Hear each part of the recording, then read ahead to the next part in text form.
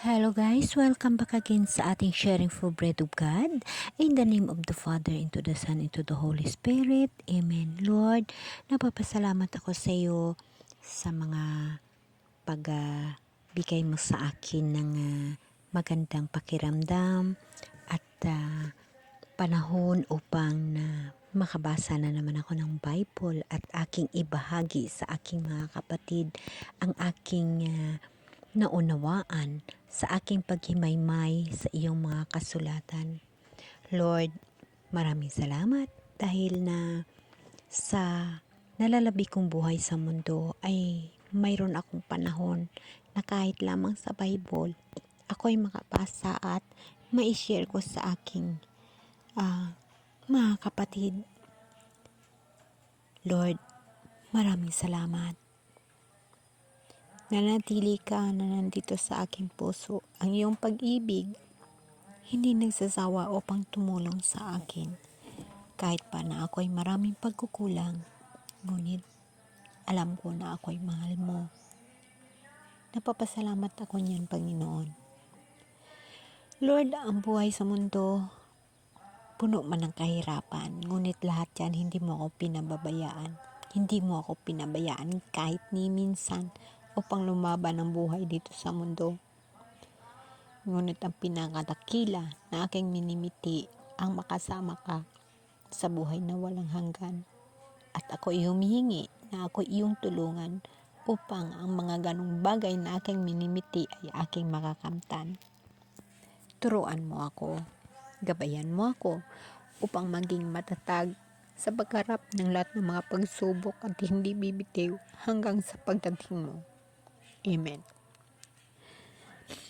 Okay, brothers and sisters, may isi-share na naman ako sa inyo. Ano ang tungkol ito sa continuation ng pitong iglesia na may pitong espiritu na mga message ang mahal na Diyos or pitong espiritu na message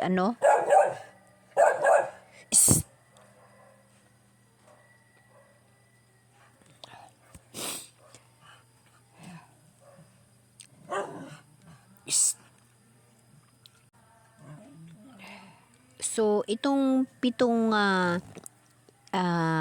spirit na mga message sa way ng vision ni Juan na sa kay Jesus Christ, ito ho yung talagang kay Jesus Christ na mga sinasabi.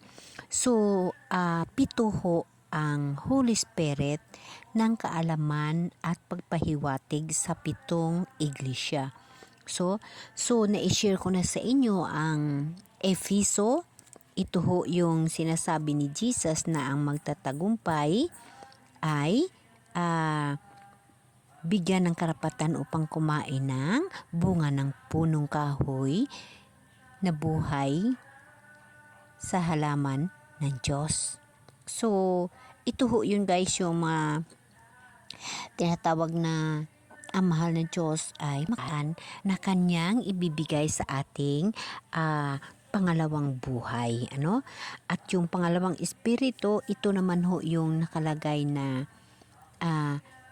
ibibigay niya yung putong ng buhay. Ito yung putong ng buhay. Ito yung ibig sabihin na yung buhay na walang hanggan.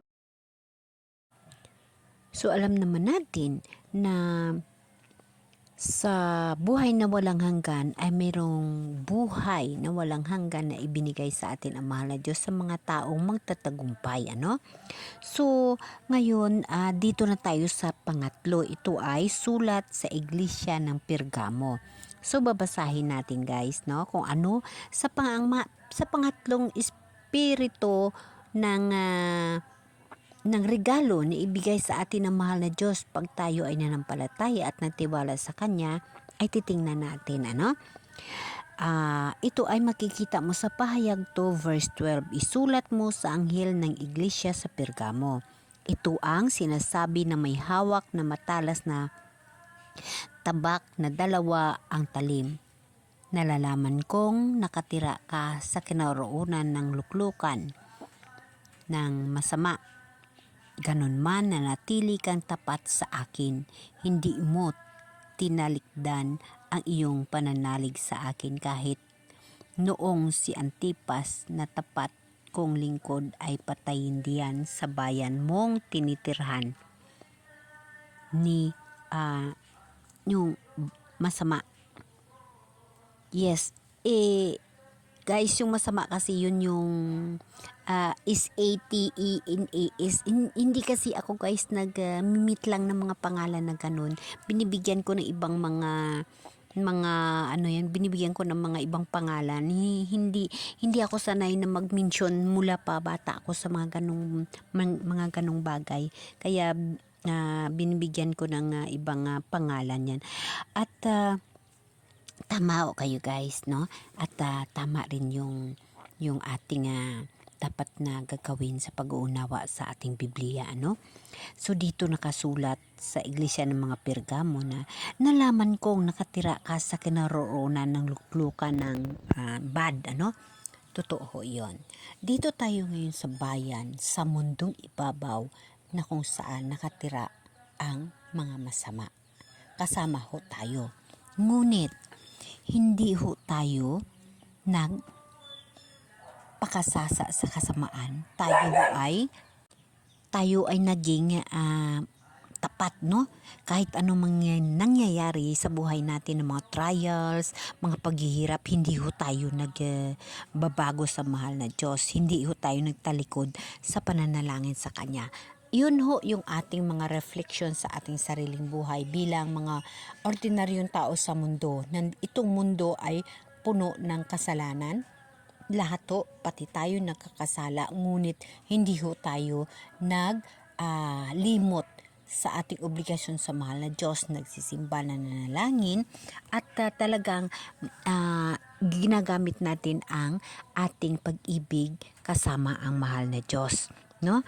Kahit pa na nandito tayo sa kanyang bayan na puno ng kasalanan, ngunit nanatili tayong tapat, ano? Lagi nating tatandaan yan, ano? Ngunit may hinanakit ako sa inyo dahil ilang bagay may ilan sa inyo na sumusunod sa aral ni Balan at nagtuturo balak sa pagbunsod sa mga Israelita sa magkasala. Totoo yun guys. Inuulit ko dito sa mundong ibabaw, yung mga papel natin, ang ating mga pagkatao ay puno ng kasalanan. Kasi dito tayo sa mundo ng makasalanan. Ngunit tayo ay naging tapat at nanatili ho tayong naging tapat sa mahal na Diyos. Ngunit mayroong hinanakit ang ating mahal na Diyos sa mga tao sa mundo dahil yung iba ho ay nagsisimba pa rin sa mga tinatawag na hindi makatarungan. Sinasamba nila yung kasakiman, mga kasalanan, mga sinasamba nila yung mga tawhanon na mga pagkakamali sa mundong ibabaw, ano? So, may ilan din sa inyong sumusunod sa aral ng mga Nikolaita. Yun mga masama, no? Nikolaita kasi mga mga hindi nagkikilala sa mahal na Diyos, no? Kaya nga, pagsisihan ninyo, talikdan ang inyong mga kasalanan. Kung hindi, paparian ako sa lalong madaling panahon at pupuksain ko ang mga taong iyon sa pamagitan ng tabak na lumalabas sa aking bibig. Kung may pandinig kayo, dinggin ninyo ang sinasabi ng Espiritu sa mga iglesia. Sa magtatagumpay, itong pinakamaganda guys, ay ibibigay ko ang nakatagong pagkain mula sa langit. Bibigyan ko rin ang bawat isa sa kanila ng puting bato na kinasusulatan ng isang bagong pangalan na walang sinumang makakaalam maliban sa natanggap niyon. Yes guys, dahil ito yung tinatawag na buhay na walang hanggan.